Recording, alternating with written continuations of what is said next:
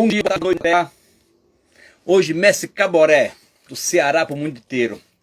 Em plena pandemia, nosso grande amigo intelectualizado, capoeirista, uma grande alma, para falar um pouquinho da sua história, para dar aquela alegria, tá ok? Vamos aqui aguardar nosso amigo.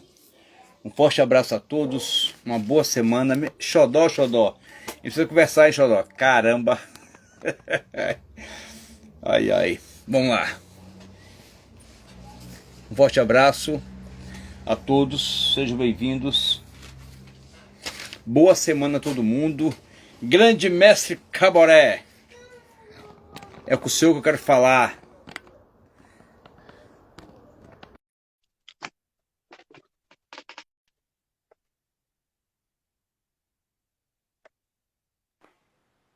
Pronto, entrando.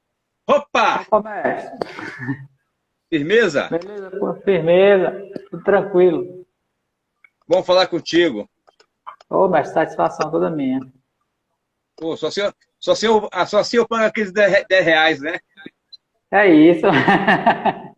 O cara que tem consciência não esquece, né? Ah, R$ 10, O senhor tá né? bem? Bem demais, mestre, tudo tranquilo. Na batalha, né? Como sempre. Mas tá frio aí?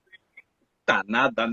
Tá um pouco frio aqui no Cariri, nessa época é um pouco frio. Não é um frio que nem São Paulo, O mas, que é frio, o que é frio pra vocês aí? rapaz, aqui, por exemplo, aqui mês de junho, bateu 13 graus aqui no Crato, em uma noite. Eita, à noite, É, né? Mas de dia quente. é. Aí de dia quente. Mas tem um período aqui muito quente, entre agosto, setembro até dezembro é muito quente. Muito quente Eu mesmo. acredito. Igual uma vez eu morei em Pernambuco, no Recife, e viajei muito no interior ali. Caruaru, Pedra, Buíque, Arco Verde. Aí eu fui, numa das viagens, eu parei em Garanhuns, no hotel, né? Ah, muito frio. Então, mas não sabia. Aí cheguei lá 5 horas da tarde, 3 horas, fiquei no hotel e fiquei no quarto. Aí à noite deu fome, eu vou dar uma saidinha para comer alguma coisinha, né? Não tinha mais do jantar. Aí eu botei uma regata. Rapaz, Ah, não, eu fiquei com frio, com raiva. Pô, tô no sertão de Pernambuco, um calor miserável. A gente sorria, o suor descia. De noite tava assim, ó, batendo os dentes. Aí o povo me fala, não, aqui desse é jeito. deserto. As É, pessoas se enganam muito assim com o Nordeste, né? O Ceará mesmo. Nosso estado aqui tem uns lugares bem frios, né? Eu trabalhei uma época em Guaramiranga, que fica a cerca de 110 quilômetros de Fortaleza, que é na Serra do Maciço Baturité. Lá é frio todo tempo. como é que pode, né? Inclusive, é, fica quase que na região metropolitana de Fortaleza, né?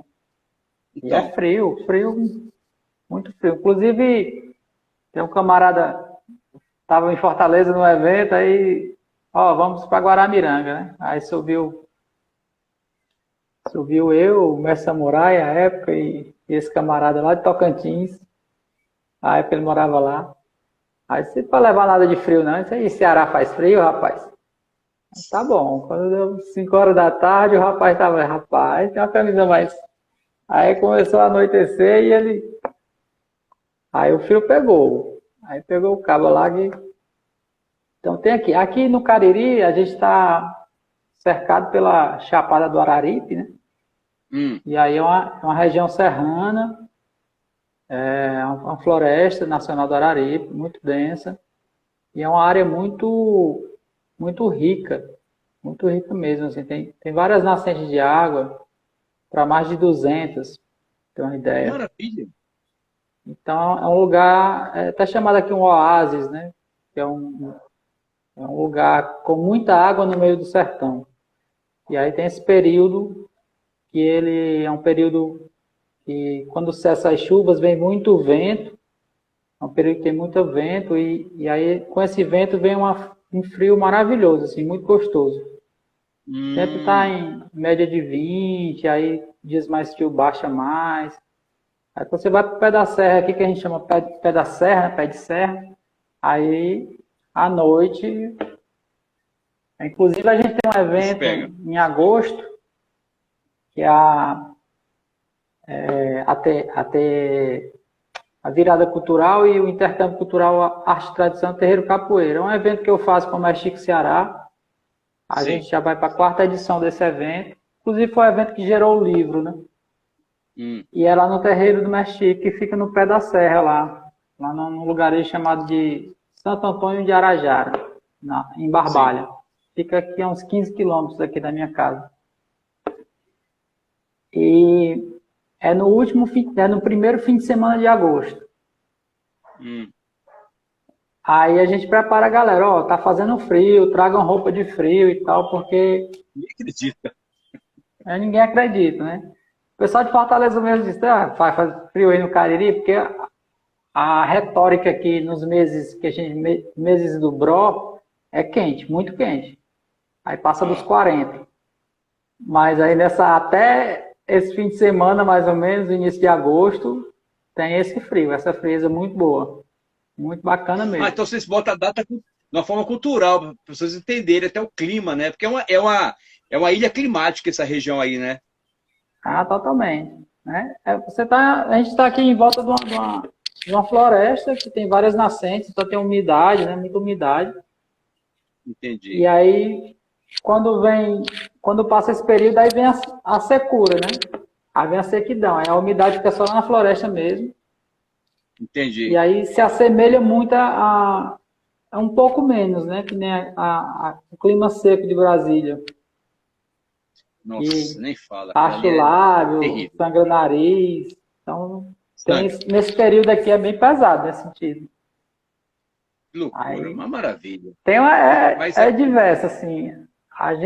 Eu não conhecia aqui, não, tem 15 anos que moro aqui. Quando eu vim pra cá, me surpreendi. Aqui tá disse, rapaz, esse Cariri é um negócio louco, né? Muito doido. Diferenciado demais. Eu quero conhecer aí. Vou levar uma jaqueta de frio. Tem umas 4 boas aqui. Agora, se você vier em novembro, não vai adiantar de nada. Mas você vai jogar. Você me orienta. Eu prometo que eu vou acreditar em você. Tá? O frio tá aqui, tá frio. Eu vou levar a jaqueta. É frio, só regado. Tinha calor, só regado. Pode deixar. Inclusive, a gente quebra muita cara, né? Não. Como quando vai pro sul e pro sudeste, aí diz assim, não, leva uma jaqueta que tá frio. Chega aí, tá quente. Aí o cara, ou então vai sem nada e tá frio. Aí... É igual Rio de Janeiro. Morei no Rio de Janeiro também, subi a serra a Petrópolis, gelado lá em cima. Porque é serra, né? Serra não tem jeito, é uma ilha climática, então a temperatura baixa, não tem jeito. É floresta, rio, nascente. Só que quando fala em Rio de Janeiro, vai lá, né? Aqui, sul, nordeste. Agora, Ceará, meu. Não tem jeito. Mas bacana, meu querido. O que nos interessa aqui é você. Meu querido Mestre Caboré. Capoeira, começou quando, por quem, aonde? Como é que foi a sua relação emocional com a arte, daquele primeiríssimo momento? Isso pra gente, Rapaz, a época eu morava, minha mãe ainda mora lá, né, no Pici, Demócrito Rocha. É um bairro lá, Pici, Demócrito Rocha, Pan-Americano, são 3 bairros, são muito próximos. Fortaleza. Isso. E aí, pertinho da minha casa, lá na casa da minha mãe, tem o campus do Pici, que é o campus da Universidade Federal do Ceará, que era onde funcionava a antiga base velha, a base americana da época da Segunda Guerra, né? Sim. E quando foi desativada essa base, aí ficou aquele terreno e vários campos de futebol e um terrenão enorme. Hoje é um bairro chamado Planalto do Pici, né? Um bairro bem populoso. Mas a época não era, início da década de 90. E aí era o lugar da nossa brincadeira, né? Da infância. Ia para lá para jogar bola, para soltar. Aqui no Ceará, em Fortaleza chama de raia, mas aí pro sul do Sudeste é pipa, né? Soltar pipa. Pipa, papagaio, raia. Isso. E aí a gente, ali a infância e adolescência era ali. Aí nesses campos, numa área lá que tinha lá um campo e uma área de quadra da UFC, tinha uma barreira, né? Um declive assim, do campo para a quadra. E aquela areia solta formava tipo uma espécie de duna, né? Uma barreirinha. E ali era o ponto de encontro dos puladores, né? E aí os capoeiristas, pulador, tava tudo lá. Final de tarde, fazia fila lá para ficar aprendendo a saltar mortal e fazer uns movimentos. E foi lá que eu vi o primeiro movimento de capoeira, o pessoal se movimentando ali. E aí eu ia jogar bola e o final no intervalo dos times fora, que chama aqui, né? Time fora é meu, aí aguardava um perder para poder entrar. Nesses intervalos a gente ia para a barreira para ficar pulando e nesse negócio aprender ali a fazer um movimento e outro. E aí, nesse contexto, os meninos lá tinham um movimentinho de capoeira lá na creche, aí foi onde eu comecei mesmo. Coisa muito informal, né? Sem nenhuma, digamos assim, pretensão. Criança também, estava iniciando a adolescência. Aí, nesse negócio, não, a gente tem que fazer uma calça. Aí, compramos sacos de açúcar. Essa calça é maravilhosa, né, meu? Fica certinho. Só não pode lavar, né? Lavar. Se torta tudo. E aí... aí a gente comprou os sacos de açúcar, né? Essa coisa toda. E pedimos a mãe de um colega lá para fazer. Aí ficou essa rotina de fim de tarde, barreira, e treino, iniciava a noite, chegava em casa todo sujo. E a mãe desconfiando, né? Menino, tá chegando mais tarde, o que tá vendo e tal. E aí o saquinho enrolado, escondido. Aí à noite lá, lavava bem rápido, guardava. Até que um dia foi descobrir, né? Que é isso, essa calça? Eu falei, não, fazendo capoeira, tô tentando. Aí pronto, aí a família caiu em cima, né? Esse negócio de vagabundo, esse negócio isso e aquilo. Minha mãe ficou muito na dela, não falava nada, mas o geralzão da família, os primos mais velhos, os tios, avós, isso não é coisa que se faz e tal. Aí o pessoal ia reclamar com a minha mãe. Esse menino, tome cuidado, com esse negócio aí, essas coisas, esse tipo de situação, né? Sim. Aí até que preconceitos. Isso. E aí nesse movimento eu comecei também a sair para outros lugares. Os meninos já mais habituados a capoeira, disseram, tem movimento de capoeira em tal canto. Aí a gente saía nos lugares, né? Eu lembro muito que eu ia lá no ABC do João 23, lá num movimento de um cara chamado Gildo, não sei nem se ele é capoeirista ainda hoje. Era até do Abadá Capoeira, época, o pessoal chamava de senzala, né? Era nem Abadá, era senzala. Sei. Aí a gente ia lá, que tinha uns movimentos de roda, e eu achava bom, porque a essa época, hoje não sei se, eu não tenho visto mais dessa forma, né? Mas se você chegasse para participar da roda das academias, você tinha que pegar o treino antes, era obrigatório você pegar o treino. Exato. Então a desculpa não era a roda, era pegar o treino. Vamos lá para a roda, mas a intenção era pegar o treino antes, né? Então era esse jogo. Aí eu ia muito na academia também lá, e ia na academia do mestre Robério, lá na Serrinha. Que antes eu chamava ele de Rato, né? Mas hoje ele se autodenomina pelo próprio nome. E aí eu ficava nesse movimento com os meninos, né? Ia lá no Barão, na academia Jane Ruth. Aí os movimentos de roda nas praças da escola, tinha uma escola Marupiara perto de casa, tinha um outro movimento com uns meninos mais conhecidos lá, a gente ficava nesse circuito, para lá e para cá, e sem identidade de grupo nem nada, não tinha esse negócio, eu sou de tal grupo, a gente ia para capoeira. Então não tinha nem camisa de grupo eu tinha, botava uma camisa branca e ia, né? Então não tinha essa questão de ligação com o grupo, ia treinar capoeira. E aos fins de semana a gente ia para a Barra do Ceará, que é uma praia que tem lá em Fortaleza, uma foz do Rio Ceará. E hoje é uma favela, né, nessa duna, mas antes era a duna toda aberta, assim. Então a gente ia pular na duna e após os pulos tinha a roda tradicional que era feita lá pelo mestre soldado, uma galera lá da época dos grande soldado. Mestre Elé, o pessoal lá, que era uma roda pesada, viu? E a gente ia, depois de pular, ia para essa roda. também. Era moleque. E aí ficava por ali, fazia um, dois jogos, levava umas porradas, ficava olhando. É muito isso, e menino atrevido, né? Sabe como é, quer se Menino enxerir no meio buchudo, dos né? grandes. É. E aí a gente ficava nesse movimento. Até que um desses camaradas, aí minha mãe, pela pressão da família, reclamou e tudo, aí só eu peguei e deixei, né? Me afastei um pouco.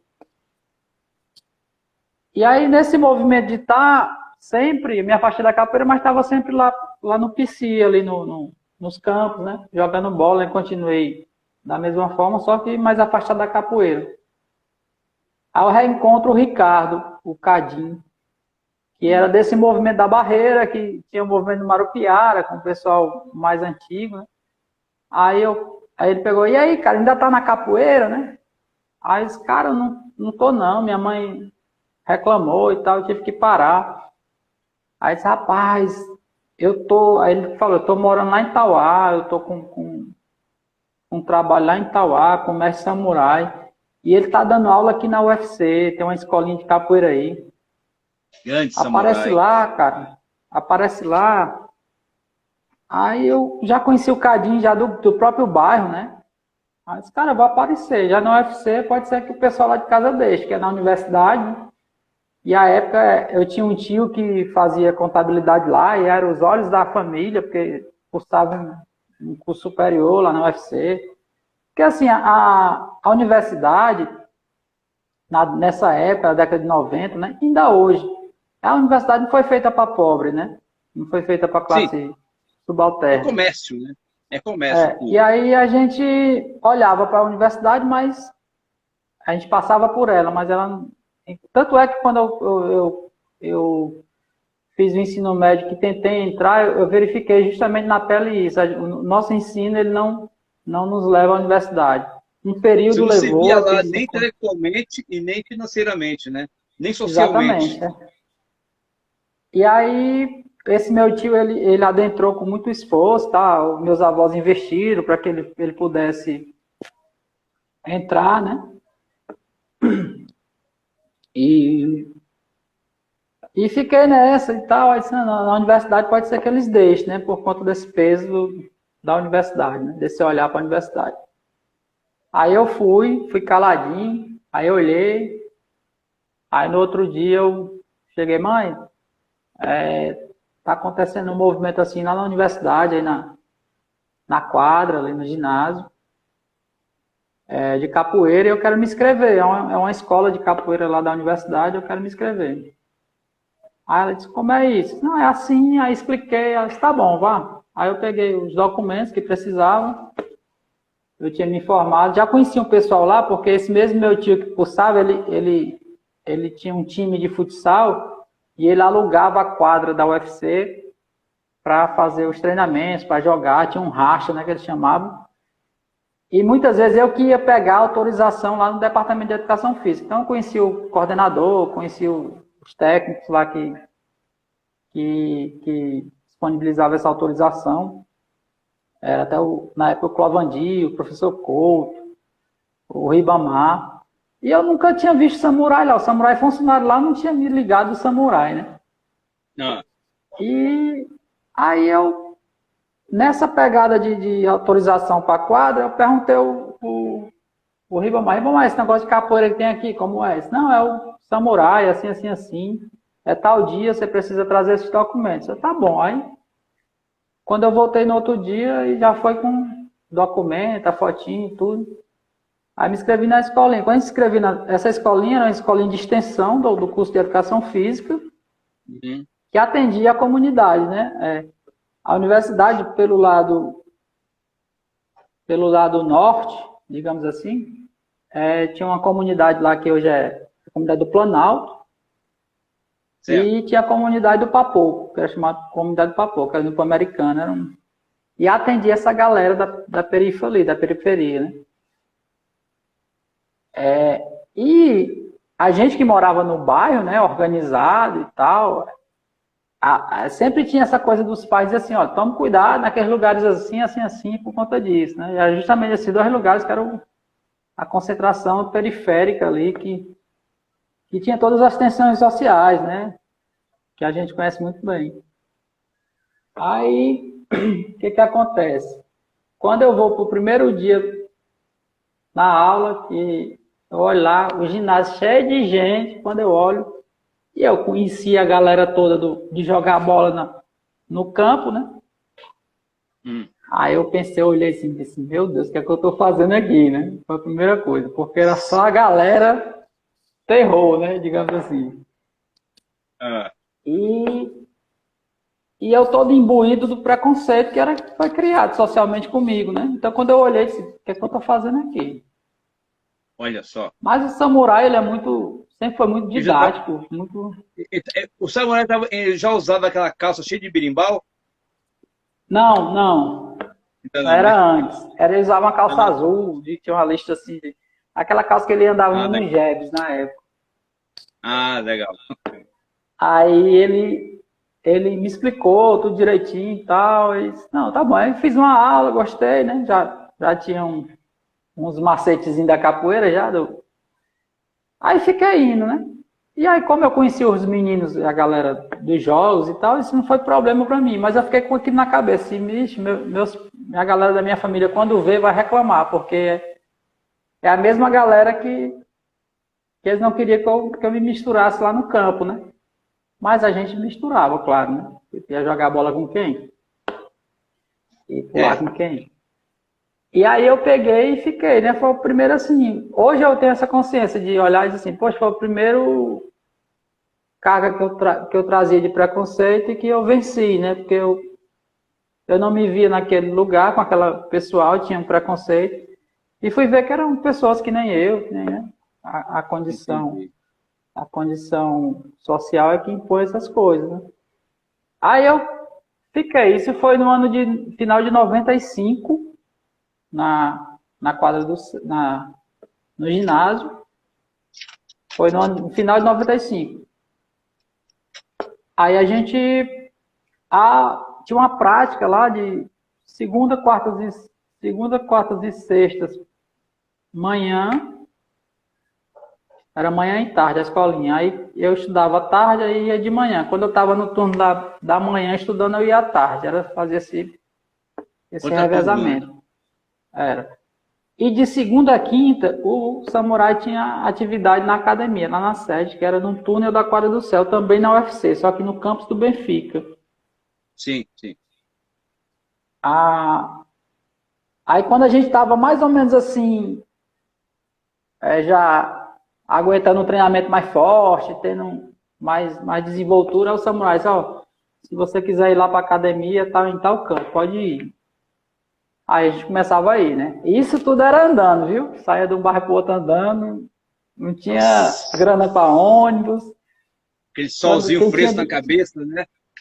Quando tinha bicicleta, ia de bicicleta, mas a maioria das vezes era andando. E eu, o Apache que eu diga, né? O Apache era da mesma turma que eu, nós entramos juntos. Legal. E da turma de cerca de 100 pessoas, ficou só eu e ele no grupo, né? Dessa turma toda. Outros que vieram depois continuaram, mas da nossa turma só ficou eu e ele. No grupo, né? Tem outras pessoas que treinam capoeira em outros grupos hoje, mas é uns 4, 5. Sempre fica pouca gente. Aí a gente fazia esse movimento da pé, né? Aí já chegava na academia aquecido, porque eram 4 quilômetros, 3 quilômetros, tinha uma distânciazinha boa. Aí ia para a Quadra do Céu desse movimento, segunda a quinta, diariamente. E aí nesse movimento de se interessar, né? Aí em 95, em 96, que foi o meu batizado, foi naquele congresso nacional, né? Da BPC. E houve aqui, foi um congresso enorme. E o simpósio universitário cearense de capoeira. Só que antes, uma semana antes, foi o batizado em Tauá. Então a galera, o pessoal que já veio para o congresso, também boa parte foi para Tauá, né? Então o evento foi quase um mês, né? Com 20 dias mais ou menos de evento. Porque um fim de semana antes foi o evento Tauá e no próximo fim de semana foi o congresso. E aí a gente sempre, evento a gente sempre trabalha dias antes, né? Então não tem Sim, como. exatamente. Não, é impossível. Aí eu caí, assim, para mim foi o que me segurou, porque o meu primeiro evento foi dessa magnitude, né? Então você tá ali, Vislumbre, né? Um monte de é gente, aquele um monte de mestre lá. vislumbre. Aí eu colei nos mestres, meu amigo, aí era no pé dos mestres todo tempo. Eu sempre fui uma Aprendeu com pessoa muito osmose. responsável. Eu sempre fui uma pessoa muito curiosa e responsável, né? Então, para fazer isso eu fazia direito, sempre tive Entendi. essa coisa de. E o samurai gostava muito disso, né? Porque ele era um cara que não atrasa horário. O treino começa às 7 horas, era 7 horas. Vai começar a roda tal hora, tal hora. Se chegar atrasado, não entra.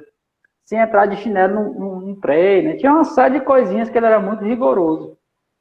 Entendi, engraçado, né? E ele é um cara Ele muito era muito alegre, né? rigoroso. Também. Sim, sim, sempre foi muito. Muito E aí, brincalhão.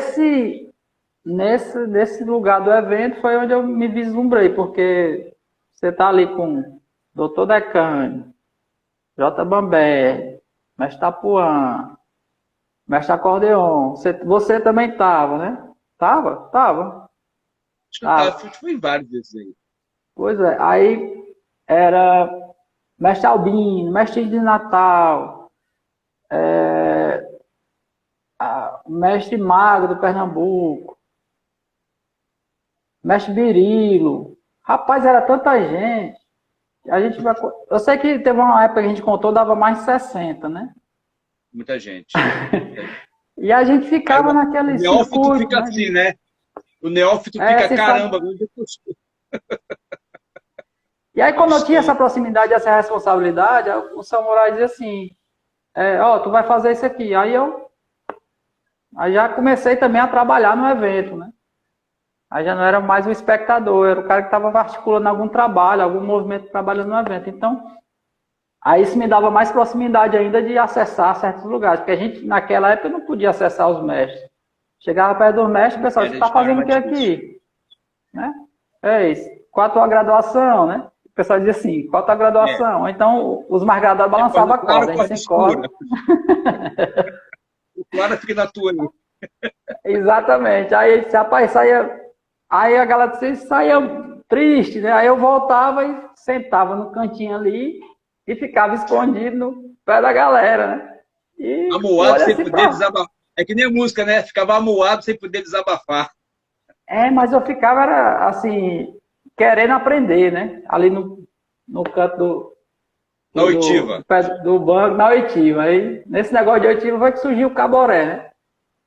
E o Ah, é? pessoal, o samurai olhou assim, rapaz, fica com essa, olhando pra cá, parece um caboré, com esse olho pra cá. Sai daqui, rapaz. Porque aí eu arrodeava O pro que é, outro lado e ficava. o que é um caboré? Explica pra gente. É uma coruja. Ah, uma coruja. É uma coruja. Aí, no sertão aqui a gente chama de caboré. É uma espécie de coruja. Aí ficava. O sertanejo chama muito, assim.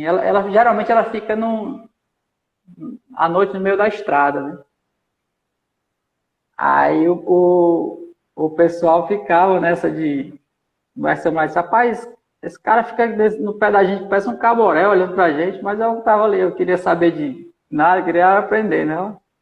Que Isso me maravilha. rendeu boas coisas, né? Me rendeu boas coisas. Por exemplo, a amizade hoje que eu tenho com os mestres, assim, o acesso, foi dado a isso, né?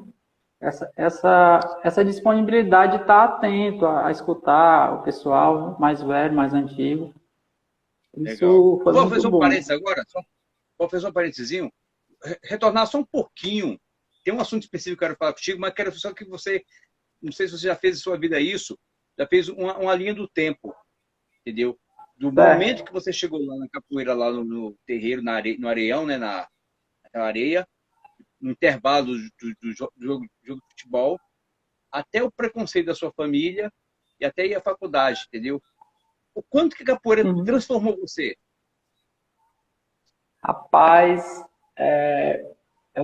inclusive eu estava em Fortaleza esses dias Passei rápido, passei um dia em Fortaleza e voltei para resolver um problema familiar. E aí encontrei com o pessoal, os amigos lá da rua, né? Aí a gente conversando. Aí surgiu uma situação que uma pessoa passou e bateu num colega, né?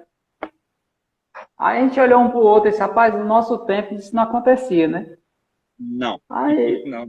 por quê? Porque o cara passasse e fizesse isso, era brigar na certa, podia esperar que a confusão estava feita, né?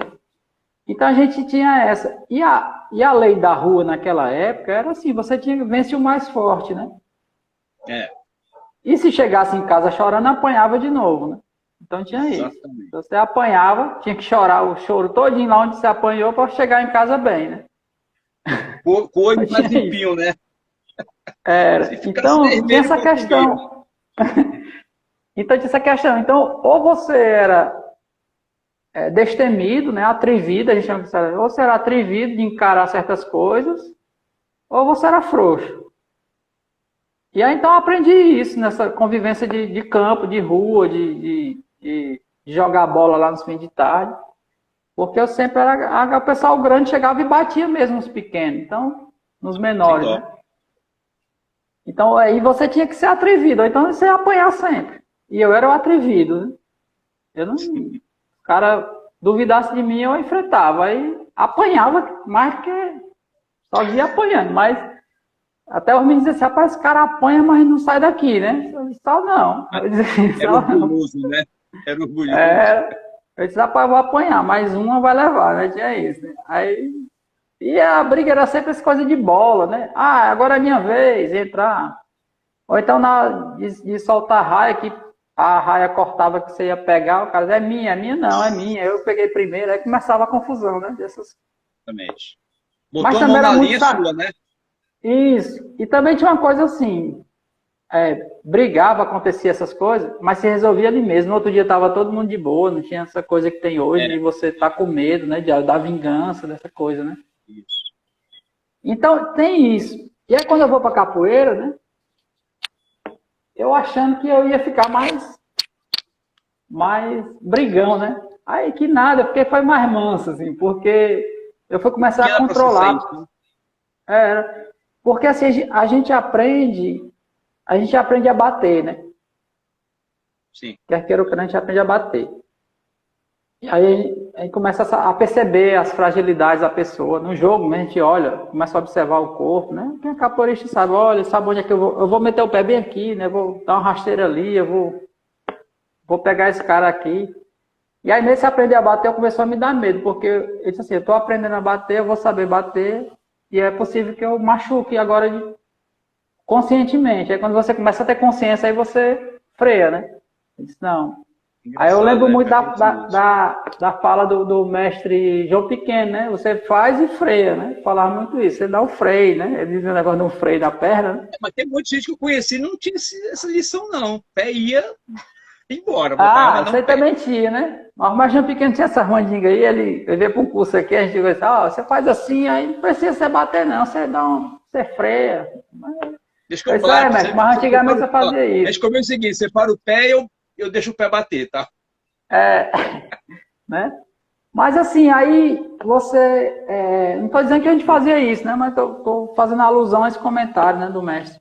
Mas aí eu comecei a aprender isso, né? Então eu comecei a ver que assim, se eu bater e machucar, eu vou me complicar, né?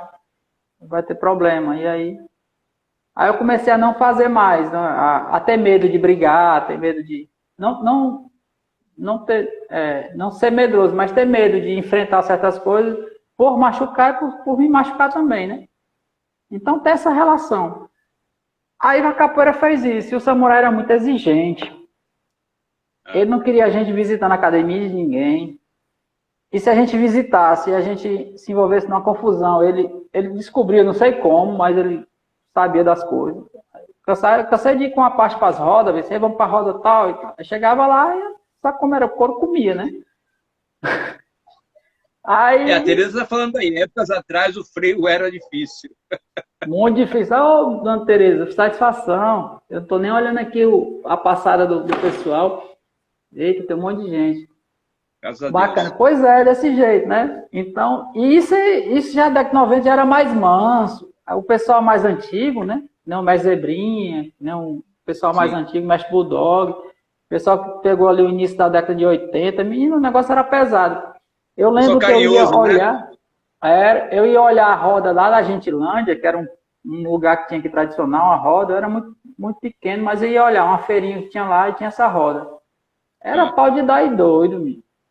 Você vê lá Gugel, Aramin, Bulldog, esses mestres Araminho. aí tudinho. Era menino. Maroca dava por Era lá? brabo o negócio.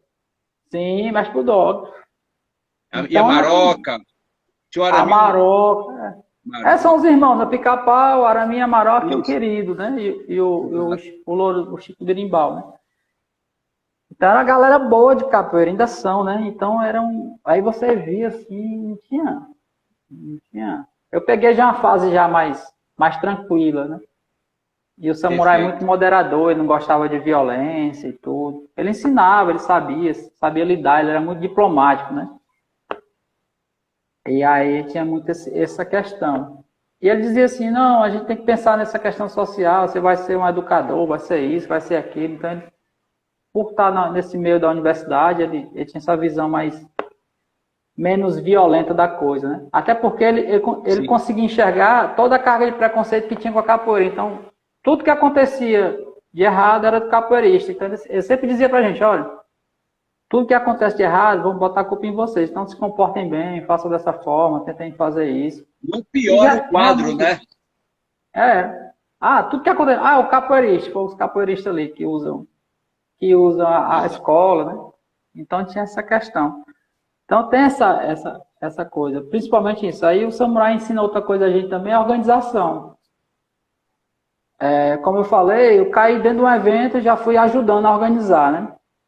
E em 98 eu fui dar aula com ele na cidade de Guaramiranga. Nós implantamos a capoeira lá em Guaramiranga.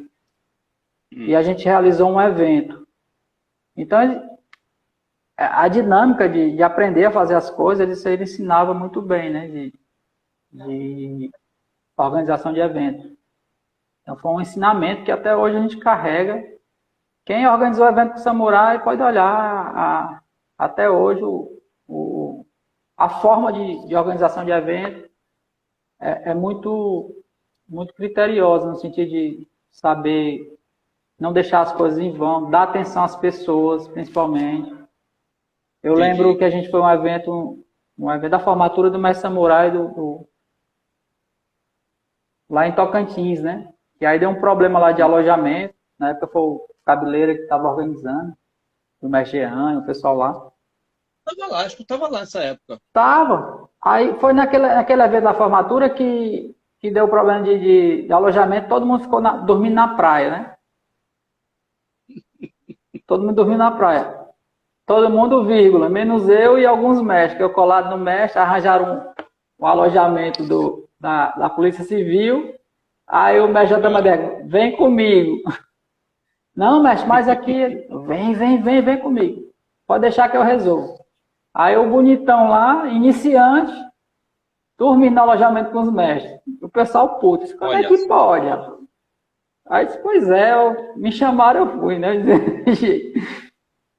Aí naquele evento foi uma barra, assim, nesse sentido, né? Deu essa furada lá. Então, essas questões, o Samurai, ele cobrava muito da gente, né? E usava como exemplo, né? Só, olha, aquilo foi assim, assado. E ele ensinava muito a gente nesse sentido, né? Tem Entendi, uma fala aqui entendi. de alguém, Não, só o petróleo. Petróleo falou o seguinte: pouquíssimos alunos do Mestre Samurai não aprenderam a realizar eventos, pois ele sempre colocava os alunos dentro da organização. E É, trabalhava. endossando o que você falou aí. Endossando. Bem. Ô, querido, tem outra coisinha também que você comentou aí que eu achei muito pertinente, até para quem dá aula, para quem é educador, não só quem dá aula de capoeira, mas quem dá aula de escola particular, pública, quem é pai, quem é mãe. Você, quando foi na faculdade, viu que estava o pessoal que era da futebol, e sua família não queria que você entrasse com eles, e no ambiente acadêmico, mas numa escola de capoeira, que é a paralelo ao academicismo, lá, né? estava o pessoal que você foi proibido, e você sentiu um pouco de preconceito. Só que esse preconceito foi uma coisa imposta. Por quê?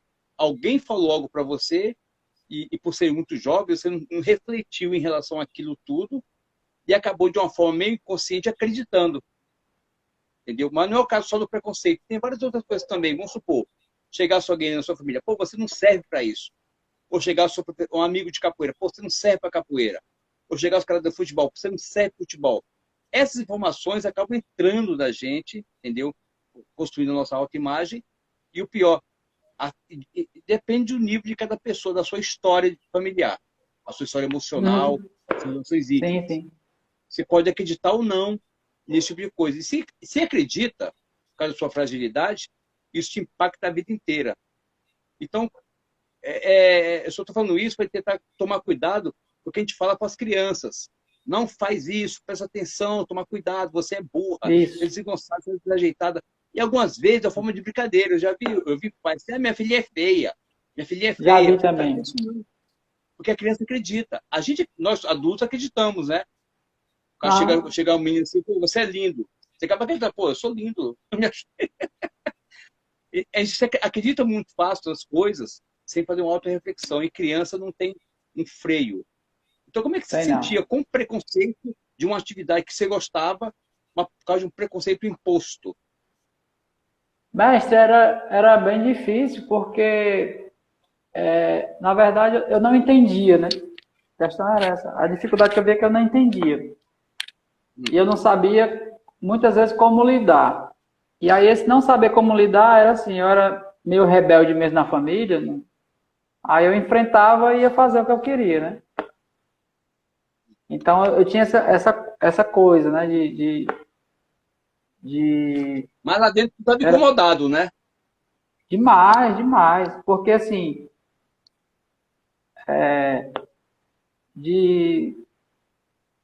os termos pejorativos, esse menino tá fumando maconha, tá fazendo isso, toma cuidado, tá se misturando com isso.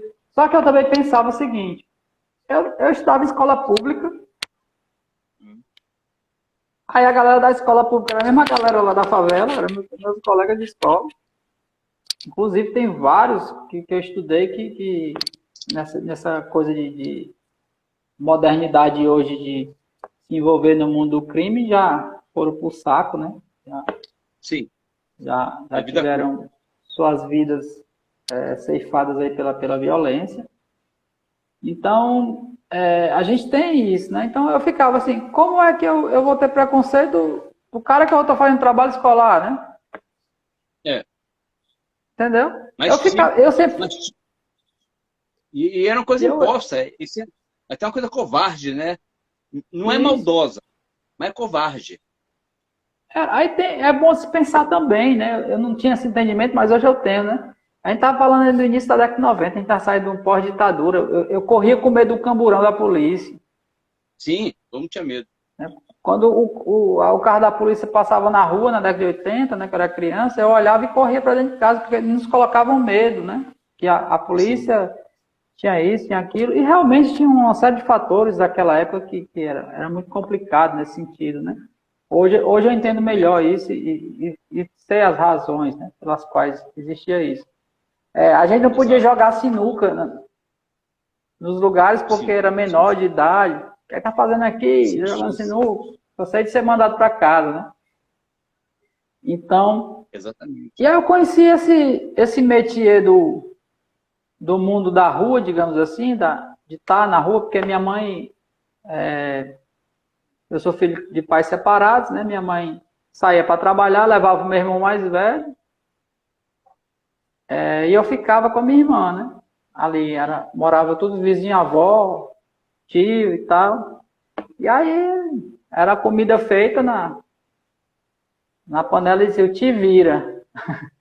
Te vira até mais tarde, né? E a gente aprendeu a se virar desde cedo.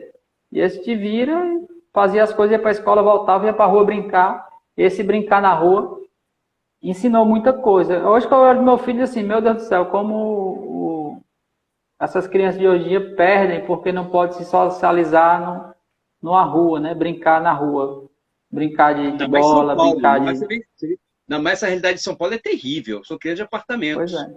Isso é muito complicado. Até na capoeira eu tive muitos alunos que eles não conseguiam, assim, olhar para o chão, que tinha uma bananeira, parece que estavam vendo um buraco. Eles não tinham trabalho motor, trabalho de brincadeira de pular Exatamente. cerca, pular... Não tinha fazer um AU, uma dificuldade tremenda. Por quê? Atividade aqui, ó, ou sentadinha, porque minha filha fica quietinha e não faz nada. Se a criança não faz Isso. nada, ela não faz nada, não tem estímulos, né? Nem Não cognitivos, desenvolve, né? nem Nada. motoros, É, nenhum. Vira uma múmia, né? exatamente. Fica respirando. Isso é péssimo. Isso é Pois é. péssimo, Então porque influencia em tudo. a gente caía, se ralava, brigava, jogava bola, fazia. Maravilha. E isso ensinava, né?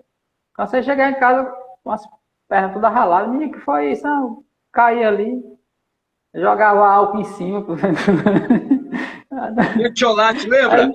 Aí, Miséria metiolate que doía pra doía, rapaz. caramba. Ou então os caras que tomavam cachaça, eles pegavam a dose e jogavam em cima. Tinha essas coisas, né? De É, cara meio burro. sarava na hora, Então os germes convivia. ia embora tudinho na hora. Ficava um. Ora, então tinha essa convivência, né? Isso não era convivência ruim, porque as pessoas. Nessa época em Fortaleza era muito interessante, que hoje eu estava até conversando com meus colegas assim. Nós sabíamos quem eram as pessoas que moravam nas ruas, nas casas e as famílias delas. Então, o Exato. cara do quarto, de 3 quarteirões após a minha casa, a gente sabia quem era a família. Ah, aquele fulano é filho de fulano. A gente tinha essa relação. Hoje a gente não conhece mais ninguém. E aí Ninguém. os pais da gente diziam assim, não, ele foi brincar em tal rua, né? Tá com um filho de não sei quem. Aí ia lá, pegava, ei, tá na hora de ir pra casa. Casa da minha mãe, ei, tá na hora. Né? E a gente ia pra casa, por de 9, 10 horas da noite. Então a dinâmica era essa. E aí o samurai ele ensinou muita coisa isso da gente, né? Dessa convivência e dessa vivência com a capoeira. De ensinar a se portar nos cantos e, e se conduzir, né? Ele não era muito rígido, mas também ele oportunizava a gente a experienciar. Hoje eu chamo experienciar, né? Que era vivenciar e ter essa experiência da vivência mesmo, de fazer, de quebrar cara, de errar, de acertar, Então deixava muita gente à vontade, ó, tu tem que fazer isso. Como é? É assim, vai lá e faz. Né? E a Entendi. capoeira, ao passo que tinha esse preconceito que você pergunta, né? Eu fui provando à minha família que a capoeira não era isso. Tanto é que tudo que eu tenho hoje, do amizade aos trabalhos que eu tive, trabalhos formais, informais, da minha condução para estudo, de tudo tem o dedo da capoeira no meio. Legal, Tudo. né? O meu primeiro trabalho foi através da capoeira, foi um capoeirista que me levou para trabalhar. E eu fui porque eu já comecei a fazer cachixi, o cara me viu fazendo cachixi, disse, cara, tu faz cachixi? Tem um trabalho ali para ti, tu quer? Como é? Não, é um trabalho assim, assim, assim, trabalhar com a maquete. Mas, rapaz, eu nunca fiz, não. Mas nessa época tinha assim, tinha necessidade de trabalho, né? Sim, Então, sim. e nós éramos educados para trabalhar, era terminar o estudo, que chamava segundo grau, ensino médio, terminar para A trabalhar, né? mentalidade de A operário, né? função é Não tinha jeito. isso. A premissa era essa, porque esse era o estigma da classe subalterna, né? Era essa. É o que estão fazendo hoje, né? Você vê o sucateamento da A educação Revolução Industrial não hoje, acabou, não, né? não, é a mesma premissa, né? É a mesma coisa. Muda algumas coisinhas ali. Se você for ler a legislação da educação brasileira, você vai ver isso muito bem pontuado, né? E aí Tá. você vai ver. Eu falo que eu estou dentro da educação, hoje eu sou professor e trabalho na educação. E aí você vai analisar esse novo ensino médio é para isso, vai fazer com que o aluno de escola pública ele não atinja a universidade. Ele fique na classe operária mesmo. O lugar dele é esse. Infelizmente é Alguém vai isso. O ter que suar, Brasil é né? isso. Ah, mas tem um que vai e consegue. Tem. Sempre vai ter. Sempre vai ter o que vai conseguir, porque ele vai furar a bolha mesmo, porque ele vai conseguir de alguma forma furar essa bolha, né? Como sempre existiu. Mas ele lá dentro vai sempre ser marcado e dizer, ó, teu lugar não é aqui. A academia faz isso. E eu passei por isso, eu sei como é que é. Ó, esse aqui não é seu lugar, não. Né? O social, e quem é o sociólogo sabe muito bem do que é que eu estou falando. Então a gente tem essa relação. E aí eu tive essa coisa da capoeira, né? A capoeira me levou para... Meu primeiro trabalho formal foi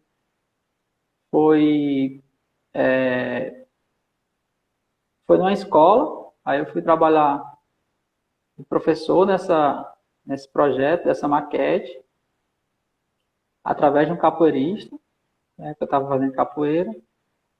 Aí depois fui trabalhar com um samurai em Guaramiranga, né, dando aula de capoeira propriamente dito. Aí quando as pessoas da minha família reclamavam, eu disse, não, eu estou trabalhando, estou ganhando dinheiro com capoeira. Eu estou ganhando dinheiro, eu dizia até assim, eu estou fumando maconha e ganhando dinheiro. A minha família era assim, né? E Guaramiranga é um lugar, é uma cidade serrana, que é um lugar elitizado. Então, um lugar que tem um festival, o carnaval tem um festival de jazz muito bacana, elitizadíssimo.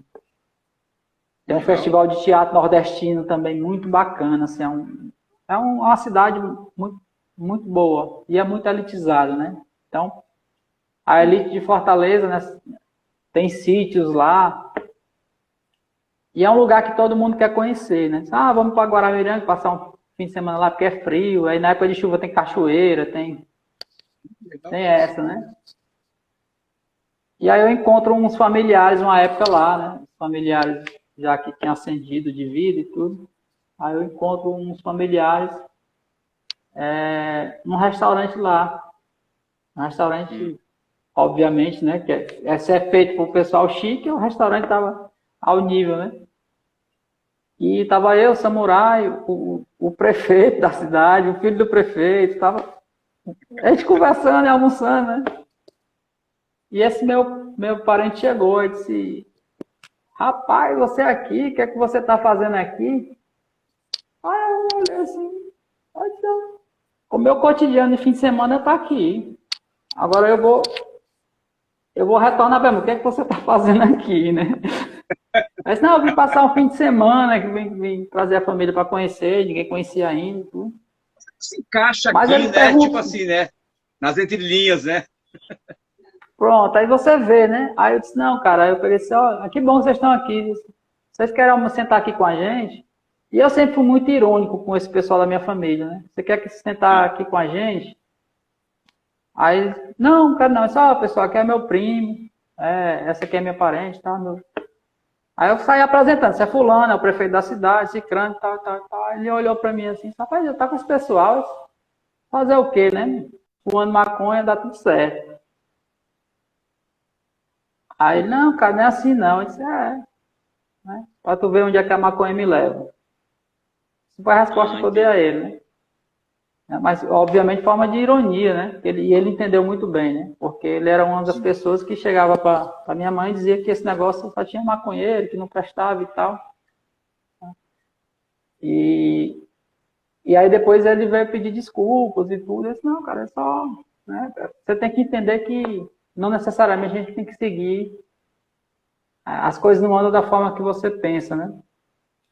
Assim, porque quando as pessoas começam a criticar você sem conhecer o que você faz, ou a atividade em si, qualquer julgamento que não conheça isso, é um julgamento injusto, né? Você acaba construindo na pessoa um paradigma que impede ela, até tipo assim, são os matadores de sonhos. Chegou uma coisa nova lá, o que é isso? Não serve não. Peraí, você não sabe o que é isso. Não, eu tenho certeza, não presta. Não é porque a coisa não presta, porque eu acredito em você, né? Essa é a verdade. É isso mesmo. Só, eu vou mandar aqui um abraço, meu camarada, contra-mestre atrapalhado aí da de Angola. Ô, atrapalhado. Tapiche, né, meu camarada? Saudade de você, rapaz. Essa pandemia não deixou eu ir pra aí. Eu chego já, viu? Já, quando passar esse negócio, eu vou pegar um avião, atravessar esse Atlântico e fazer o caminho de volta. É bem aqui, a Angola, meu irmão, pertinho aqui. Pois é. Vou atravessar no nado. Um abraço, atrapalhado. Então tem essa questão, né? Então a capoeira ela foi foi nesse sentido. E aí tem outra questão que pegava muito para minha família, porque assim, a gente foi criado dessa forma colonialista de ser, né? Então, fazer coisas de negro, de preto, né? Como é falado preconceituosamente, vamos sim, chego já, rapaz. Fazer coisa que tinha a coisa da negritude envolvida, né? Das coisas afro envolvidas, era coisa abominável, né? Minha família é muito católica, religiosa, era macumba, era isso, era aquilo, né? E aí eu também disse, quanto mais... É impressionante, assim, eu até costumo falar, não coloca um capoeirista em canto de cerco ou em canto de parede, não, que ele pula, né? Não tem como, né? Come. Exatamente. A cabeçada come. E aí, quanto mais apertava, mais eu ia, né? Aí eu vou cair aonde? O Samurai é muito amigo de infância do Pingo de Fortaleza, né? Um cantor e compositor aqui de Fortaleza. E o Pingo, ele era envolvido, ainda é, né? Ele tem um maracatu hoje chamado Maracatu Solar, mas à época ele fazia parte do Maracatu Ars de Ouro, que é um maracatu muito tradicional em Fortaleza. Aí a gente caiu dentro desse maracatu e eu mais ainda, né? Todo carnaval de desfilar. A galera do grupo ia e tá bom, né? Ia porque o Samurai pedia e tal. E eu ia e continuava, né? Aí eu começava a ir para os ensaios, eu começava a fazer as atividades extras, né?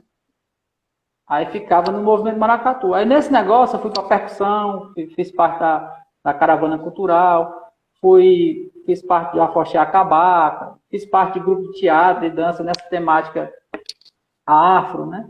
Então, quanto mais dizia isso não presta, estava dentro, né? Mas se mergulhava. Aí eu participei de eventos grandes, FENDAFOR, Festival Nacional de Dança de Fortaleza, festivais de teatro, teve todo esse contexto. Aí quando eu vou embora para o Cariri, né, 2015, não, 2005, espera, 21, 2005. Sim. Aí, quando eu vou embora para o Cariri, o que acontece? Eu vou trabalhar em venda, comércio, né? Vendendo telefone. Só que começam a construir um centro cultural do Banco do Nordeste, lá. Aí eu vejo o movimento no banco, aí eu pergunto, o que vai acontecer aqui? Aí os caras, não, vão construir um centro cultural. Aí a minha prática cultural em Fortaleza envolvida nisso, e frequentando o Centro Cultural de Fortaleza, sempre estava com o pessoal lá. Inclusive eu gravei um CD, toquei o berimbau para uma música do Pingo, chamada Coração de Pedra, a música. Me fez ver isso. Eu disse, rapaz, eu vou trabalhar nesse negócio aqui, né? Aí todo dia eu fazia um currículo e deixava lá no gerente. Passava, você saía da loja, era no centro ali em Juazeiro, aqui em Juazeiro do Norte, passava e deixava no gerente. Até um dia que o gerente disse assim, rapaz, olha aqui, ó. Isso aqui tudo é teu, cara. Isso é pra você não esquecer mesmo, né? É pra você não esquecer de mim, eu disse desse jeito. Eu disse, mas rapaz. Aí eu fiz a seleção e fui selecionado, né? Então em 2006 eu comecei a trabalhar no Centro Cultural, foi quando teve a inauguração. E fiquei 8 anos, né? 7 anos, quase 8 anos trabalhando. Aí foi onde eu emergi e caí dentro da cultura caririense, né? Aqui é um caldeirão cultural, né? Porque a cidade de Juazeiro ela é formada por imigrantes de todo o Nordeste, né? É uma cidade nova, tem 114 anos. Inclusive foi comemorada agora dia 22 de julho, 100 e poucos anos, acho que é 114, se eu não me engano. Sim. E ela foi formada a partir das romarias, né? As romarias ao Padre Cícero e o fenômeno do milagre da hóstia, né? Que a Beata Maria de Araújo, ela ao receber a hóstia do Padre Cícero, ela se transformava em sangue. E isso ficou popular no Nordeste, as pessoas... Aí você pega ali, pós-libertação dos escravizados, a galera sem lugar para ir, secas com mais secas e miséria, aí vê um milagre acontecer no sertão do Nordeste, onde tem um oásis desse aqui. Aí todo mundo correu o Cariri, velho. Aí formou essa cidade de Juazeiro do Norte. E chegava aqui, tinha trabalho, tinha alimento e tinha fé, que era o que o pessoal queria, né? Era o E oásis. aí deu o que deu, né? A cidade de Juazeiro é a maior cidade do estado do Ceará, a segunda maior, só perde para Fortaleza, né? E é a cidade que tem 100 e poucos anos. Então, você vê um crescimento Absurdo. absurdo. E aqui a galera, e ele tinha assim, em cada casa, na sala, um altar e no quintal uma oficina. Olha que legal. Então aqui tem artífices de tudo. O pessoal diz aqui que Juazeiro faz até ouro. Né? O pessoal tem esse ditado aqui, Juazeiro faz até ouro. Mas realmente o pessoal faz, ele tem um componente químico e junto ele faz Até alquimista tem aí, é? Tem a galera aqui que inventa tudo, rapaz. É uma doideira essa cidade aqui, é um negócio fora de lugar. Tô falando, quando eu cheguei, eu me espantei, foi uma Babilônia. Você olha assim, quem é de fora, não, até se habituar. É E o muito capoeirista ele se sotaque. encaixa perfeitamente nesse ambiente todo aí, né? Totalmente, né? A gente, é muito sotaque, é muita coisa, é muita cultura envolvida, né? Muita diversidade. Né? Acostumado em Fortaleza só naquele núcleo, aí chega aqui e tem uma imensidão. Você pensar todos os estados nordestinos convergindo numa cidade pequena, né? Porque em termo territorial, a cidade é pequena. Sim. Ela é muito populosa, mas em território é muito pequeno. Então você vê uma diversidade ali comprimida numa diversidade, um caldeirão cultural. Tanto tem um bairro aqui em Juazeiro, chamado João Cabral. Esse bairro ele tem para mais de 30 terreiros de religião de matriz africana e vários reisados e grupos de... E é um bairrozinho, ó, pequenininho, mas converge assim um caldeirão, um negócio que você diz, meu Deus do céu. Nesses trabalhos do Centro Cultural eu vivenciei essas idas, né, e esses conhecimentos. Então, e isso que é quando eu olho, voltando à pergunta, né, a galera achar que eu estou viajando na maionese, assim, mas voltando à pergunta, quando eu olho para essa trajetória, para a pergunta que você fez, aí eu vejo a capoeira está dentro disso. Porque se não fosse a capoeira, eu não estava aqui. Né? Exato. E aí eu chego e faço esse movimento. Aí então, eu estou aqui desde 2005. Em 2014 eu voltei para Fortaleza, mas não me adaptei a Fortaleza, apesar de ser de lá. Aí retorno para o Cariri de novo. Esse rapaz vai para o Cariri, que o negócio lá é melhor. Aqui a gente... Cidade metropolitana é mais complicado, cara. Eu moro em São Paulo também, não sei como é que é. Apesar de adorar Pois aqui, é. mas falta muita coisa. Atrapalhada, é bacana, viu? E aqui tem a festa de reis, né, que é em janeiro. Aí esses reisados, eles saem nas ruas, fazendo festas e tal, fazendo cortejo. É reisados de Congo. Uma herança aí do povo de vocês, viu? Do nosso povo. Congo, né? O reisado de Congo. E aí tem a coroação dos reis de Congo, né? Que os africanos trouxeram para cá. E aí daqui eles se juntaram com outras coisas, que eram muito africanos de todas as partes, né? E fizeram essa mistura.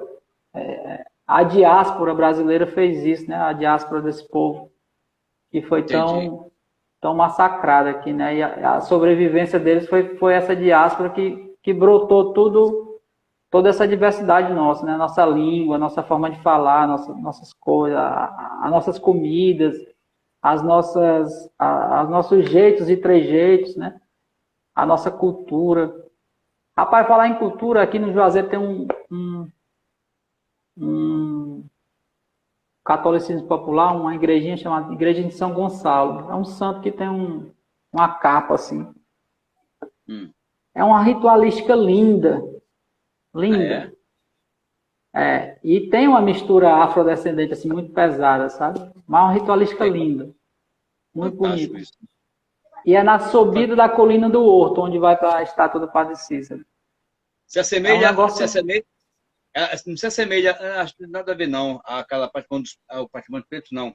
Aquela igreja criado Rosário? o Rosário dos Pretos, lá na Bahia. Nada a ver não, né? Eu peguei uma missa Não, lá, cara. Só tambor, coisa mais linda. Coisa mais linda. pois é. Não, não tem não. Não se assemelha não. Mas aqui tem a igreja do Rosário, né? Aqui em Ah, legal. Barbalha tem a igreja do Rosário dos Pretos. Em Milagres. Em Milagres ainda tem uma ritualística lá com o reizado lá que faz a coroação nessa igreja.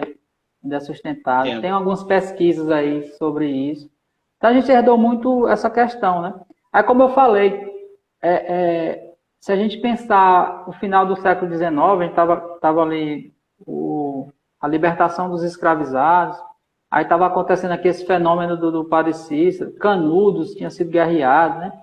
Tinha todo esse contexto, Banho que era conselheiro. nada mais, nada menos que uma aglomeração de afrodescendentes, né, e africanos que conseguiam se libertar e ser livres e viver em comunidade, né?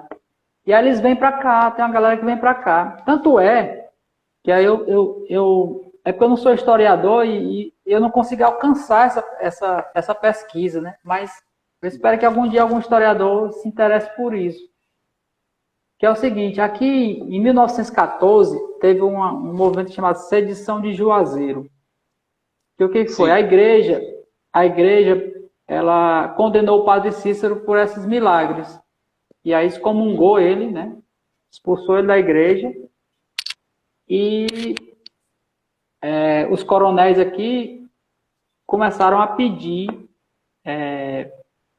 a cobrar os impostos, né? A cidade do Crato que eu moro foi cobrar os impostos de Juazeiro e Olha, queriam tirar o padre Cícero lá do comando, né? Da organização do lugarejo, né?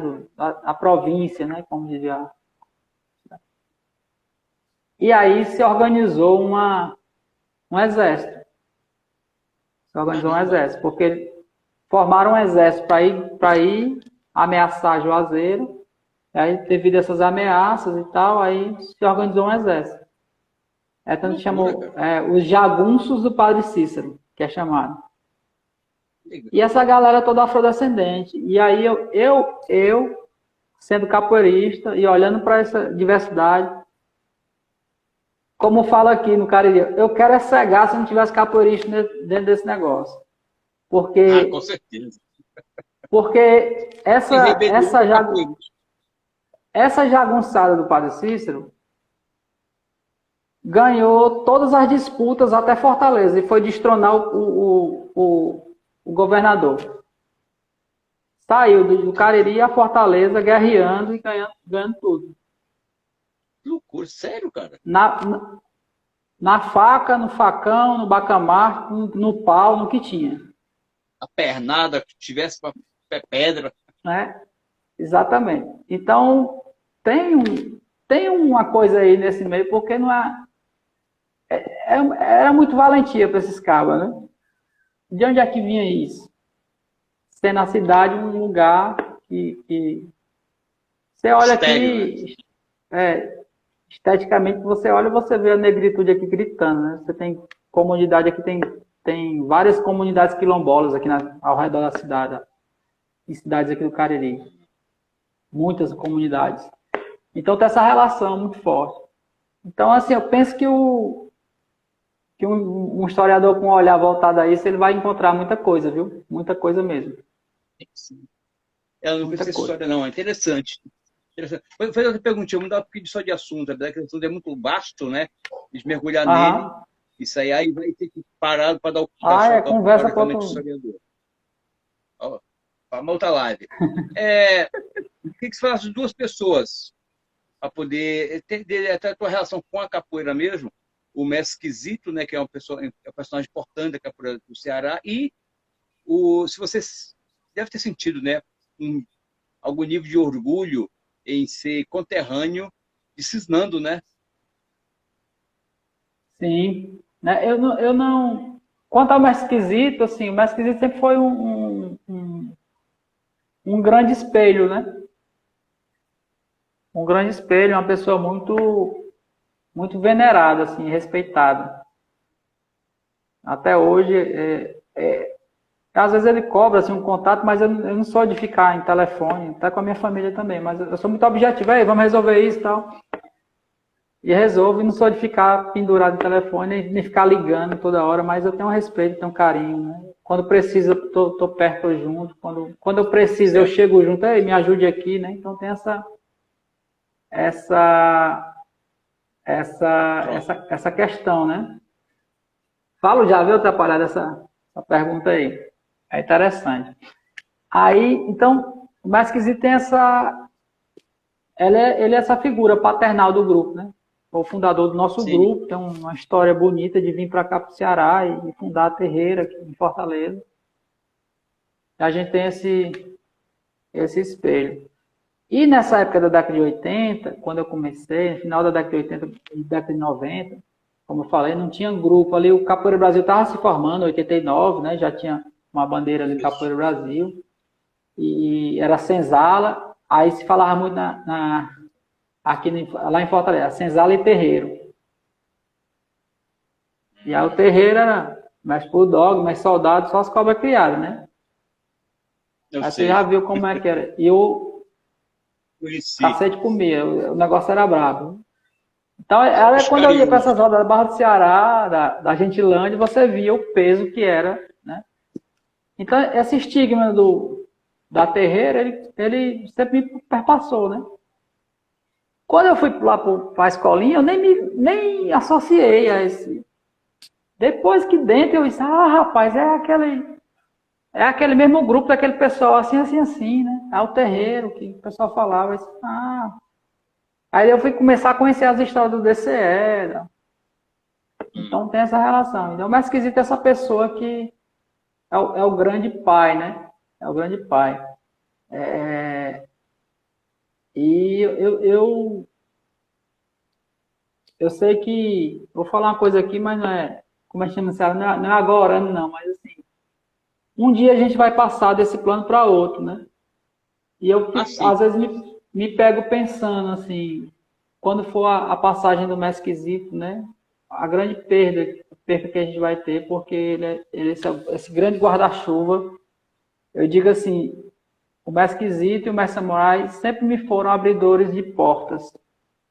Porque onde eu chego, sem ninguém me conhecer, que eu falo, olha, eu sou fulano de tal, eu sou do Mesquizito, do Mestre Samurai, as portas se abrem assim, como um passo de mágica, e o respeito das pessoas para comigo são, assim, eu fico até emocionado, porque particularmente já vivi isso, de chegar num canto totalmente desconhecido e dizer, olha, eu sou fulano, e a coisa se transformar de um jeito que parece que a pessoa me conhecia há muito tempo. Mas, na verdade, era o tratamento que ele estava dando ao meu mestre, ao Mesquizito, né? Isso chama-se legado. Exatamente. Então, isso é uma coisa que eu acho que poucas pessoas entendem, compreendem e sentem isso. Eu sei que alguns sacam essa questão, mas eu vim perceber na vivência, né? Quando eu cheguei no Cariri, tive uns contratempos, umas questões, e chegou um mestre aí do Sul, né? E quando soube quem era eu fiquei até com medo, porque tinha um evento e o pessoal desse grupo, a cada 2 dias me ligava, ei, tu vai mesmo pro evento, tu vai mesmo pro evento. Eu disse, esse cara quer me pegar, meu irmão, vão querer me matar lá, sem saber o que era. E quando eu chego nesse evento, tá essa pessoa, né? Uma pessoa muito importante na capoeira, eu não tinha nem contato com ela. E quando eu chego, eu na época ainda era instrutor. E ele parou o evento, aí me chamou, me apresentou, disse, a casa é sua, aqui fica à vontade, eu quero respeito a esse rapaz aqui, assim, assim, assim. E eu fiquei, o que foi que eu fiz para esse cara fazer isso comigo, né? Aí depois eu fiquei só conversando com o Mesquizito, ele disse, não, eu tive um evento mês passado com ele lá em tal canto, e eu falei que você estava lá e tal.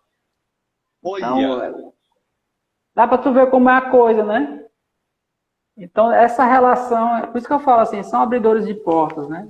E aí é a responsabilidade minha, eu entendo como responsabilidade minha, dizer assim, eu tenho que eu tenho que segurar bem esse legado, né? Fazer jus a esse legado.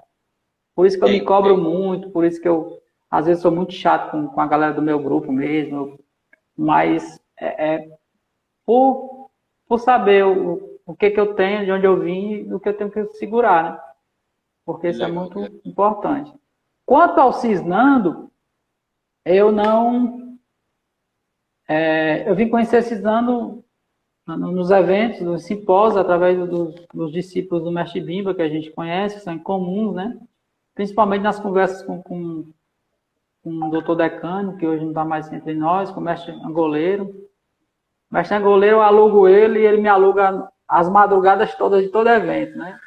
É maravilhoso ele. Ele até diz, rapaz, como é que tu... Não, vamos ficar aqui, mestre. Não, vamos ficar. Eu quero... a gente fica a noite toda conversando e papeando e aprendendo. 2, 3 horas só. Aí o pessoal, ei, bicho, vai dormir para treinar amanhã. Não, eu tô treinando aqui. Quando eu acordar, se der certo, eu treino mais tarde lá. Então, a alma está aquecida. E aí o Cisnando é essa lenda, né? Porque ele é cratense e ele sai do Crato, né, da família política aqui, fazendeiro, um pessoal que tinha posses, né? E ele sai do Crato para estudar medicina, né? E até a época que só estudava medicina quem tinha alguma coisa, né? Então, os filhos dos ricos ou era padre, ou era doutor advogado, ou era doutor médico, né? Então é isso. Eram as 3 profissões dos coronéis, né?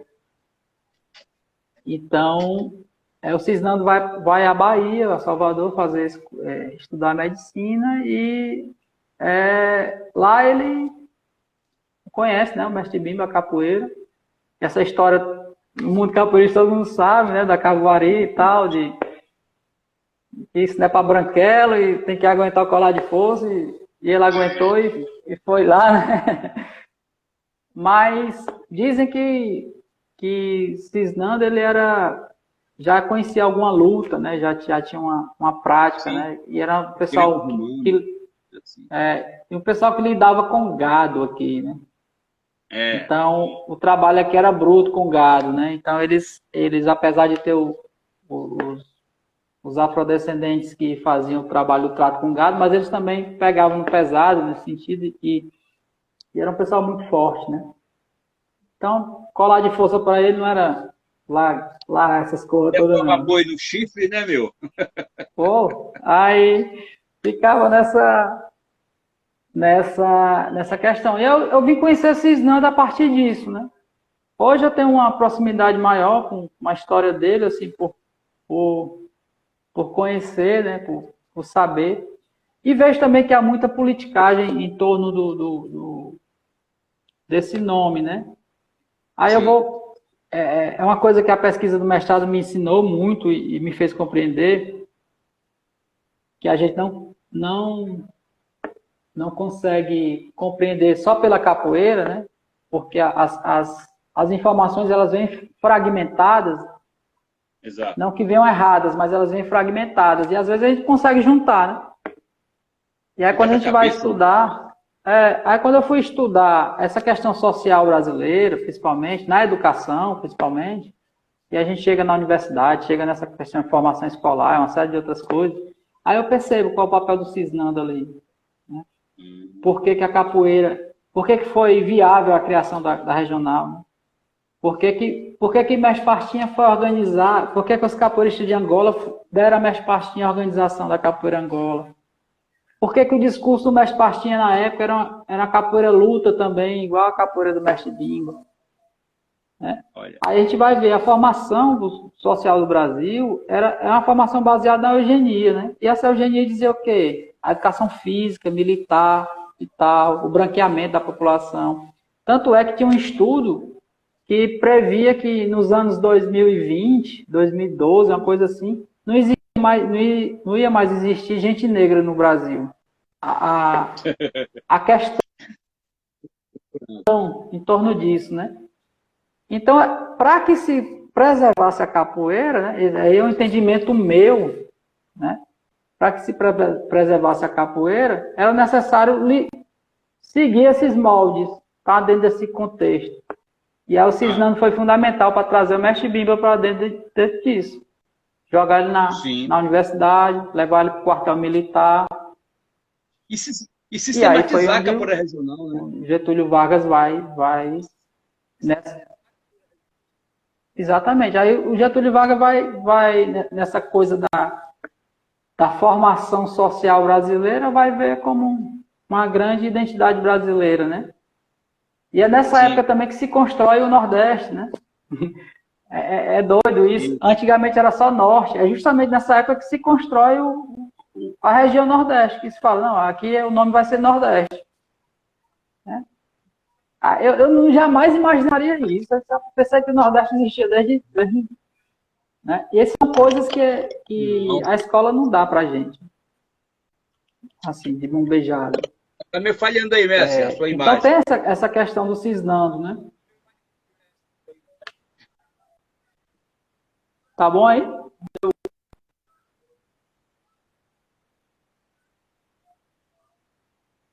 Deu certo aí? Tá me escutando, mestre? Para mim tá normal. Não escutando, não. A voz tá boa, a voz tá boa. Pronto.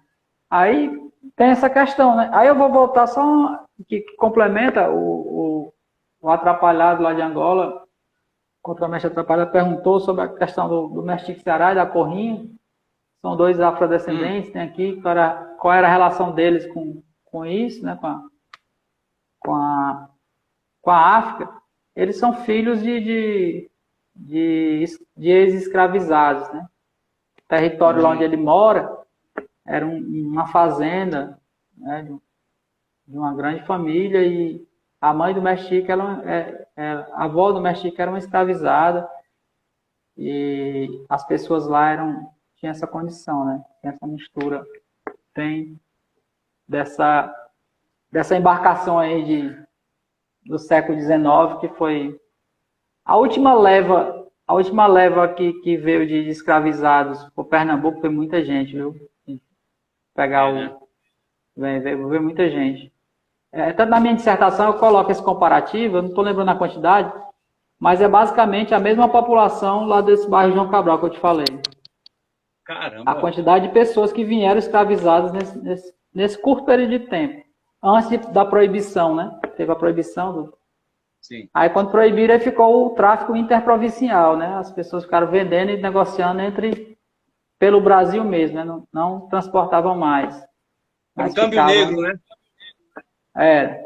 Foi chamado o tráfico interprovincial. Então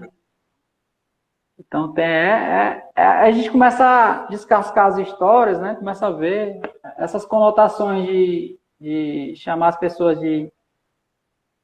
hoje a gente chama de pardo, né? Mas aqui chama o cabra. No Nordeste é muito o cabra. A gente começa a ver a construção disso justamente para deslegitimar as identidades, né? Para deixar as pessoas... Aí você falou da identidade. Para trazer confusão às pessoas, as pessoas não saberem de onde são, o que são. Então não são nada, então pronto. Não são africanos. Uma comparação grosseira hoje com o computador, né? Se colocou o antivírus, ele perde a identidade dele. E fizeram isso com a sociedade. Tira-se sua identidade. Tanto é que a capoeira, a gente discutiu muito na década de 80 em Brasília, como o capoeira estava se vendo. Ele estava se vendo desconhecendo a própria capoeira. E era normal, porque não tinha nada, falando da década de 80, não tinha pouquíssimas coisas pesquisadas. A gente fazia uma capoeira assim, sem fundamento, sem lógica. Tinha assim, pimba. Só isso. E alguns que seguiam. Então, essa falta de identidade, essa desconstrução, foi proposital. E olha, foi eficiente, hein? Foi. Eu estou falando, tem um estudo, era até a época o diretor do Museu Nacional da época, tem um estudo, eu não estou lembrando o nome, que ele previa que até 2012 ou 2021, 2012, que não ia ter mais gente negra no Brasil, né? A cor negra não ia ter mais. Pois é. Mais de 80% da população do país sempre foi de afrodescendência, não ia ter mais negro como? Como é que é isso? Exatamente. Né? É que nem Não o tem. mestre Almidas Arias fala no livro dele, Capoeira, que é aquele livretinho Capoeira. É maravilhoso aquele livro. É uma síntese Coleção Pequenos extraordinária. Passos. Exatamente, fantástico. Eu adoro aquele livro.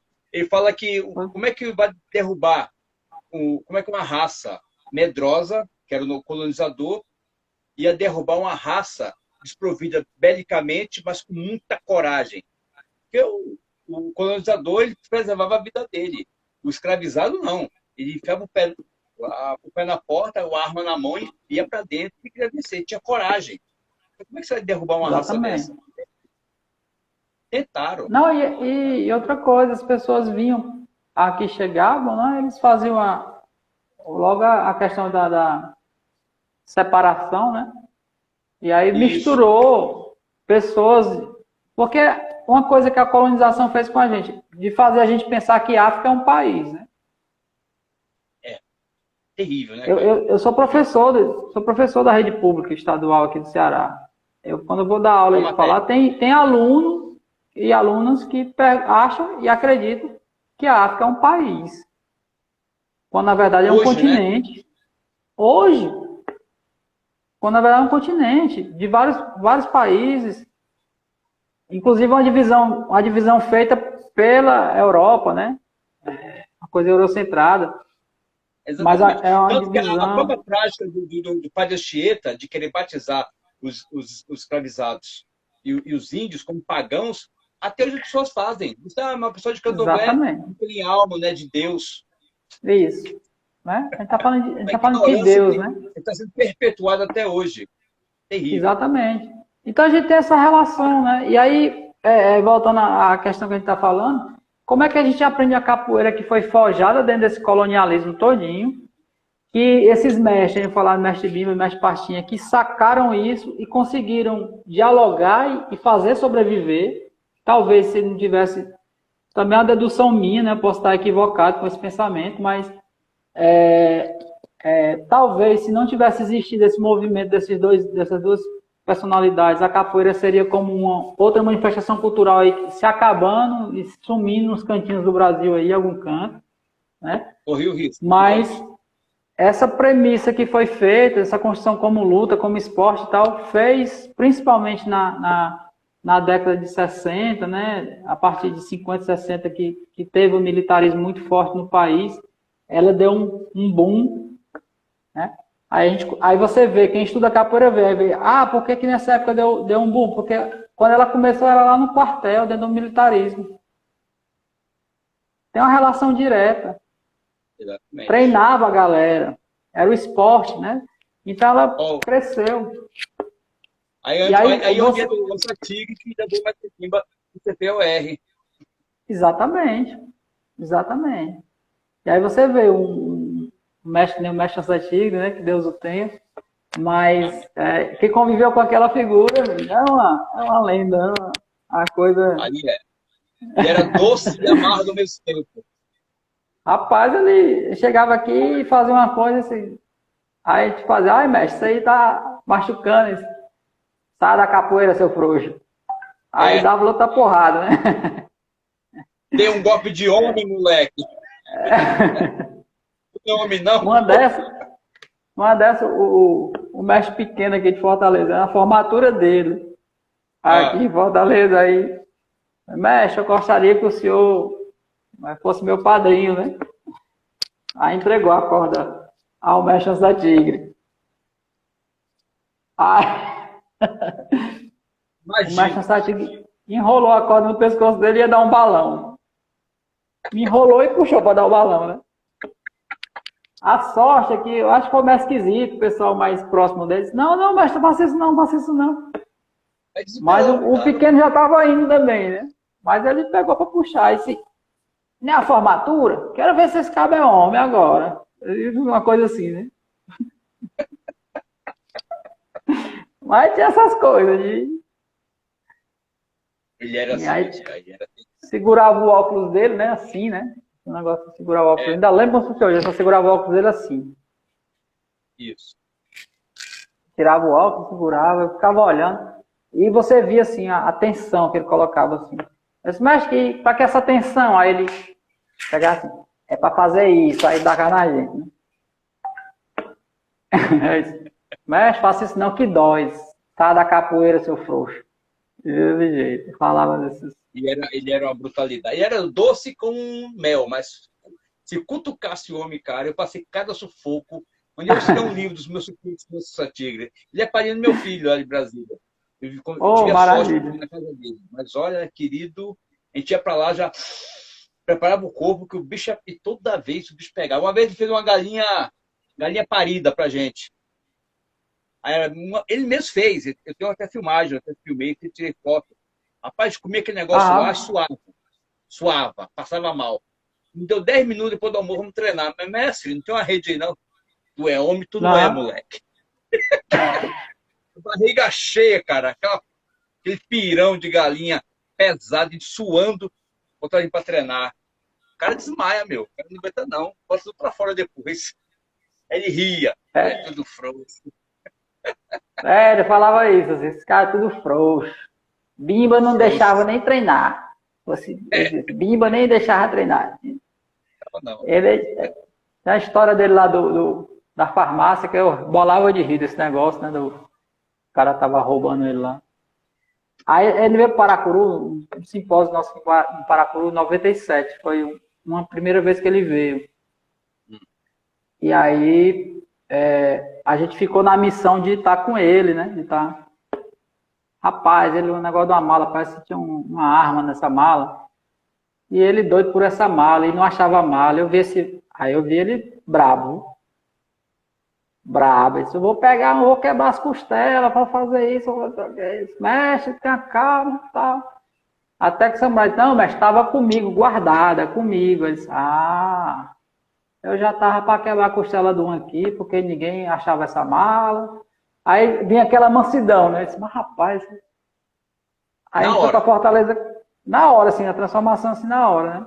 Aí fomos para Fortaleza, levar ele de volta. Aí ele foi de um lado no banco traseiro do carro e eu do outro. À noite. Aí eu vou dar um cochilo aqui, viu? Aí se escorou assim no canto, aqui sentado reto, ele fez assim, né? Aí se escorou no canto, para ficar na minha diagonal e nas três pessoas. Eram 4 pessoas no carro, então ele tava com a visão de todos os três, né? Aí eu olhei assim, esse bicho, esse coroa é mala, né? Pensando comigo, né? Porque ele ficou na diagonal para ficar com a visão periférica, né? Exatamente. Aí A luta ele não tá regional. Aí eu achando que ele tava do bem. É uns cochilos que ele sabia o que estava acontecendo. Eu disse, como é que pode? Era um olho, outro. Caramba, velho, que coisa. Mestre Bimba, rapaz. Aí a gente só acredita nessas coisas, né? Se a gente for contar para essa galera mais nova, assim, começando, ninguém acredita. Eu não acredito porque a gente vivenciou isso. E era Exatamente. uma figura. Então, o Cisnando, voltando ao contexto Cisnando, o Cisnando é essa figura emblemática, né? Que merece um estudo para ele também, sabe? Ao meu ver, assim, porque se fala muito do Cisnando a mesma coisa. E eu acredito que tem mais coisas aí por trás de tudo isso, né? Cisnando era envolvido Tem. politicamente, a família tinha uma relação com Juraci Magalhães, que era interventor da Bahia na época, que era cearense. Então, tem uma relação política aí muito forte. E é Muito, merecido que uma investigação, eu acho que também seria uma boa pesquisa, assim, acho que ele nesse foi tirar sentido. muita coisa boa, até na relação dele. Em São Paulo, ele foi prefeito de uma cidade. Não me lembro qual, mas houve comentário sobre isso. Mas, meu É querido, Vitória da Conquista, se eu não me engano. Vitória da Conquista? Eu acho que era. Ele era Vitória vereador da, mesmo. Foi presidente da Câmara de lá. Vitória da Conquista, mas não é São Paulo, é Bahia. Vitória da Conquista, Bahia. Bahia. Mas teve São Paulo também uma. Mas São Paulo também. da Bahia. Eu acho que é Vitória. Vitória, legal, maravilha. Eu preciso fazer 5 perguntas para você, depois fazer as minhas A hora. considerações finais e depois você encerra a live pela sua, meu querido. Posso perguntar? A hora. Vamos lá. Mestre Caboré, o que é a capoeira? Capoeira é a nossa vida. Maravilha. Síntese. Mestre Caboré, lá dentro do senhor, quem mora lá? Quem é você? Rapaz, eu sou um curioso por natureza. Um caboré mesmo, né? É, inquieto. também muito inquieto. Maravilha, muito bom. Parabéns. Mestre Caboré, os jovens merecem vivenciar a capoeira? Não só merece, como deveriam e devem. Por quê?